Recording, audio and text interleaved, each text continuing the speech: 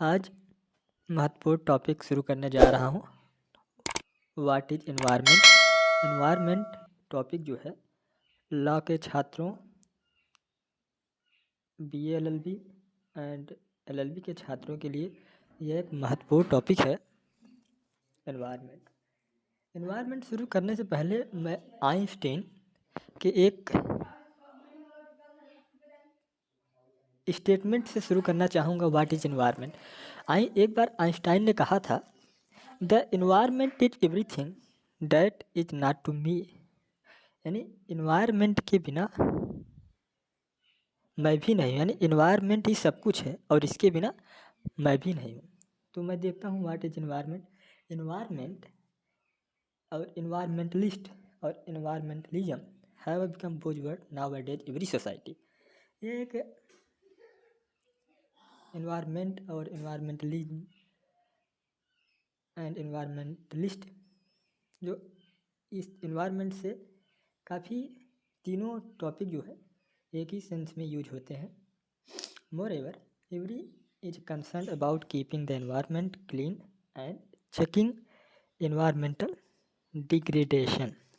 यानी एनवायरनमेंट को क्लीन रखना और जो एनवायरनमेंट के जो डिग्रेडेशन है, यानी जो एनवायरमेंटल के मान भंग करते हैं, उनको रोकना है। The term environment had been derived from the term environ which mean to surrounded। जो एनवायरनमेंट है ये डेरिवेट फ्रॉम द environ, उसका मतलब होता है टू सराउंडेड, माने हमारे चारों तरफ जो कुछ भी है वह एनवायरनमेंट है। इसके फ्रेंच टर्म में क्या होगा, इन वायर ऑनर। लैटिन टर्म में होगा इन वायरन। दस इटामोलॉजिकली एनवायरनमेंट मीन्स सराउंडिंग कंडीशन, यानी हमारे चारों तरफ जो है स्थिति है वो जो है और सर्कमस्टांसेस अफेक्टिंग पीपल्स लाइफ। और जो चारों तरफ हमारे स्थिति है और जो परिस्थिति है जिससे पीपल के जीवन में अफेक्ट होता है वो पर्यावरण है, यह एनवायरनमेंट है। Servers attempts have been made by writer, jurist, commentaries और legislature etc। मतलब ये अलग अलग तरह के राइटर, जूरिस्ट और जो कमेंट्रीज हैं लेजिस्लेचर में अलग अलग तरीके से डिफाइन किया गया है। एक जो है McGraw Hills encyclopedia of environmental science define किया है, environment is as the sum total of all condition and influences that affect the development and life organism।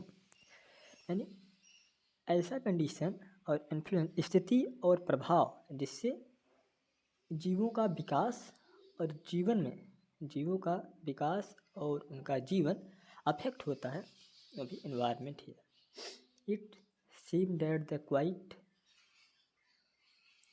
comprehensive definition as state. और अकॉर्डिंग टू गिल्पिंस ने क्या कहा है environment के बारे में, उन्होंने कहा है from A scientific point of view, यानी एक वैज्ञानिक दृष्टिकोण गिल्पिंस ने बताया है, taken two means everything that the physically external of organism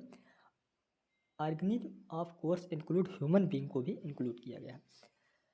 PN Bhagwati justice has made the term environment more clear and simpler to understand। He openly the term referred to the condition within and around of organism, refer to condition with and around the organism, जीवों के चारों तरफ जो है परिस्थिति है, which affect the behavior, उनके व्यवहार में, उनके विकास में, ग्रोथ विकास में और डेवलपमेंट में, और life process directly indirectly effect करता है, वो भी इन्वायरमेंट है। It include the conditions with the organism interact. Supreme Court ने एक केस में बताया है व्हाट इज इन्वायरमेंट, उस केस का नाम है TN Godavarman Thirumulpad of Union of India. Environment is a difficult word to define. Supreme Court ने कहा environment is a difficult word to define. It normal meaning related to the surrounding. इसका normal meaning surrounding माने हमारे आस पास यानी चारों तरफ. But obviously that a concept which is relatable to whether object is which is surrounded. वही मैं जो पहले बताया था आइंस्टीन ने क्या कहा. Einstein had once observe the environment is the everything that is not to me. Environment सब कुछ है, इसके बिना मैं भी नहीं हूँ. और से राइटर हैं, आप लोग देख लीजिएगा इसमें, जैसे आचार्य रियल हमारे एक्सप्लेन करते हैं. फिर आते हैं और अलग डिफरेंस, जैसे our physical and biological system in which man and organism live in a whole and these system have many interacting component. These component of the environment generally, वो जो कंपोनेंट हैं कौन कौन से हैं? Rocks, mineral, soil and water, its land and their present and potential vegetation and animal life. इसमें animal life भी इंक्लूड होते हैं. और potential for life stock husbandry and it's climate. Keeping this in view, यानी ऊपर के जो है जितने भी राइटर हैं, जितने भी डिफिनीसन, उन सबको देखते हुए it can rightly said to be that environment which surrounds us. कौन कौन एनवायरनमेंट आसपास हैं? कंसिस्ट ऑफ प्लांट्स, पौधे, एनिमल, जानवर and non living object as water. ये नॉन लिविंग ऑब्जेक्ट हैं. वाटर हो गए, एयर हो गए, लाइट हो गए, मिट्टी हो गई जैसे सोल, टेम्परेचर हो गया, एंड माइक्रो ऑर्गेनिज्म यानी सूक्ष्म जीव present in the nature etc.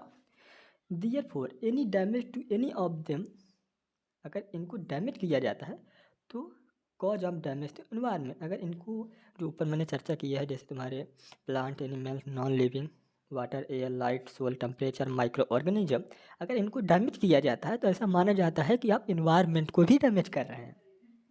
It is truly sad that there is a close as well as complicated interaction amongst these various components which maintain a kind equilibrium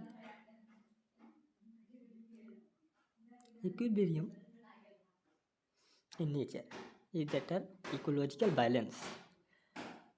एक मैं उनका United nation के general secretary रहे हैं पूर्व में, Morris F strong, उन्होंने कहा है basic post environment crisis how a man had to manage to the world's first technical civilization in which he have the power shape his own future. यानी ये man के हाथ में है कि उनका फ्यूचर क्या होगा. वो फ्यूचर को बना भी सकते हैं और फ्यूचर को डिस्ट्रॉय भी कर सकते हैं. ऐसा उनका स्टेटमेंट है. पूरा स्टेटमेंट आप पढ़ लीजिए, वीडियो बहुत लंबा बन जाएगा मगर मैं पूरा बताऊंगा. और आगे चलते हैं. अब बताते हैं डिफिनीसन. डिफिनीसन की अभी तक मीनिंग चर्चा किए हैं. अब डिफिनीसन, इट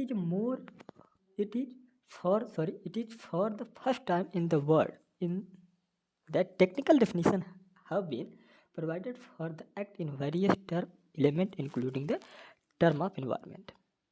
ये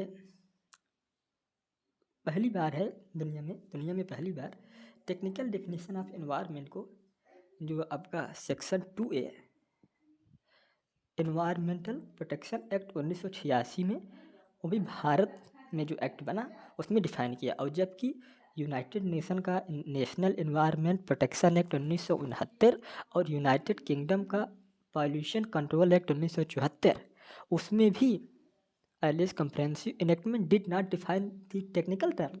इनको भी वहाँ पे टेक्निकल टर्म डिफाइन नहीं किया गया.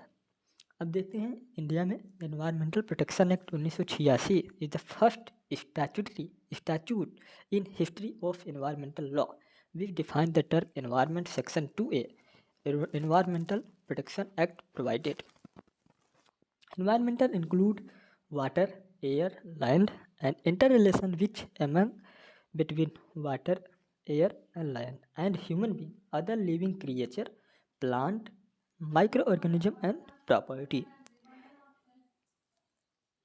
और आप लोग इसमें देख लीजिएगा PDF में. और एक केस है in Virendra Gaur versus State of Haryana.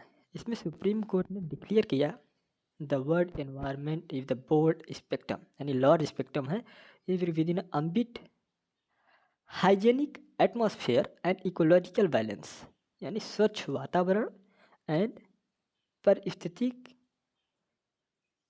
संतुलन जो है वातावरण है। Thank you. इस यूट्यूब चैनल को सब्सक्राइब कीजिए। लॉ से सारे टॉपिक इस वीडियो पे उपलब्ध होंगे। थैंक यू, धन्यवाद।